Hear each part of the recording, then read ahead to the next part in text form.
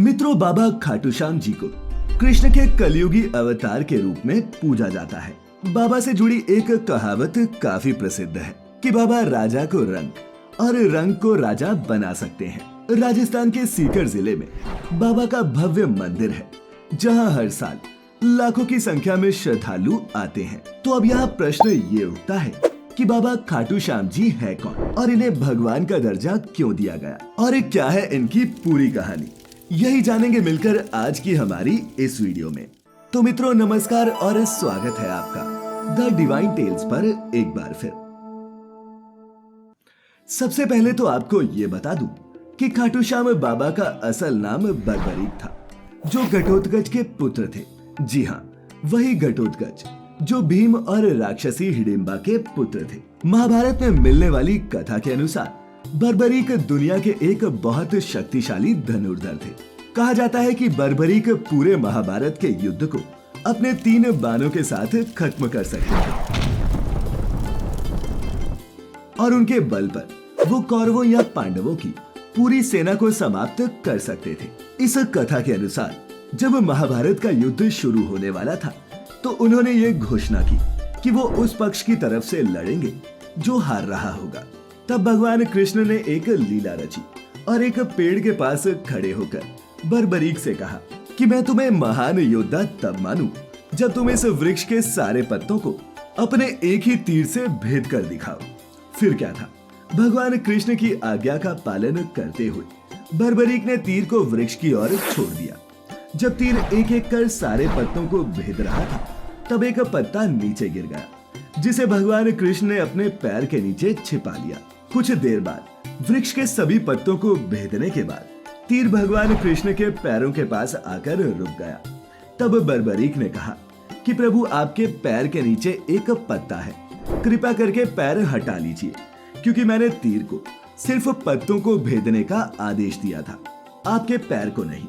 ये देख भगवान कृष्ण आश्चर्यचकित रह गए और बर्बरीक की कमजोर पक्ष का साथ देने की घोषणा से भी चिंतित हो गए, क्योंकि भगवान समझ चुके थे कि बर्बरीक बहुत शक्तिशाली था और अगर उन्होंने हारते हुए कौरवों का साथ दिया तो पांडवों की हार होना निश्चित थी।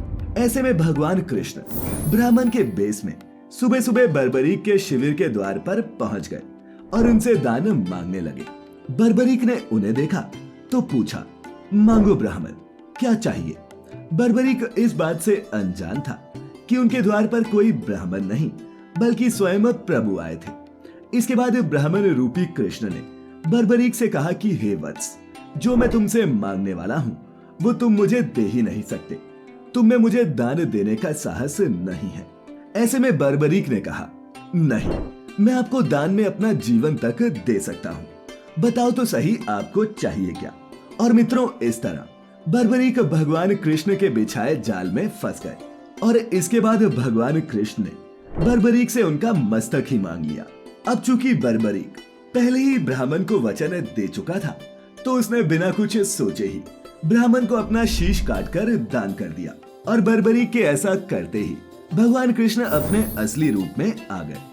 वहीं शीशदान से पहले बर्बरीक ने भगवान कृष्ण से महाभारत युद्ध देखने की इच्छा जताई थी, जिसके बाद भगवान कृष्ण ने बर्बरीक के कटे हुए शीश को युद्ध अवलोकन के लिए एक ऊंचे स्थान पर स्थापित कर दिया, जहां से माना जाता है कि बर्बरीक ने पूरा महाभारत का युद्ध देखा। तो मित्रों, ये तो थी बर्बरीक के जन्म और शीशदान की कहानी।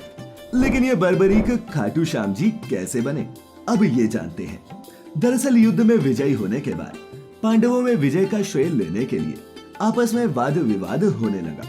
तब भगवान कृष्ण ने कहा कि इसका निर्णय बर्बरीक का सिर ही कर सकता है, क्योंकि एक वो ही है जिसने ये पूरा युद्ध देखा है। इसके बाद पांडवों सहित भगवान कृष्ण अरावली की पहाड़ियों की तरफ चल पड़े, जहाँ पर बर्बरीक का शीश विराजमान था। फिर जब बर्बरीक से पूछा गया तो उन्होंने बताया कि युद्ध में उन्हें सिर्फ और सिर्फ भगवान कृष्ण का सुदर्शन चक्र चलता ही दिख रहा था, जिससे कटकर रणभूमि में योद्धा ऐसे गिर रहे थे मानो पेड़ कट रहे हो। वहीं दूसरी तरफ मैंने ये भी देखा कि द्रौपदी महाकाली के रूप में रक्तपान कर रही थी। बर्बरीक की इन बातों से भगवान कृष्ण बेहद प्रसन्न हुए और उन्होंने ही बर्बरीक के कटे शीश को वरदान दिया कि कलयुग में तुम मेरे श्याम नाम से पूजे जाओगे। तुम्हारे स्मरण मात्र से ही भक्तों का कल्याण होगा और धर्म, काम और मोक्ष की प्राप्ति होगी। और मित्रों, इस तरह बर्बरीक को खाटू श्याम जी के नाम से पूजा जाने लगा। तो मित्रों, ये थी खाटू श्याम जी की असली कहानी, जिससे आज भी कई लोग अनजान हैं। आप में से कौन कौन उनकी इस पौराणिक कथा के बारे में जानते थे? नीचे कमेंट करके जरूर बताएं। और आज की ये प्रस्तुति अच्छी लगी हो तो इसे अपने मित्रों, रिश्तेदारों के साथ साझा जरूर करें। ऐसी सभी आध्यात्मिक और धार्मिक कथाओं के लिए जुड़े रहें द डिवाइन टेल्स परिवार के साथ। तो मित्रों, आज के लिए बस इतना ही।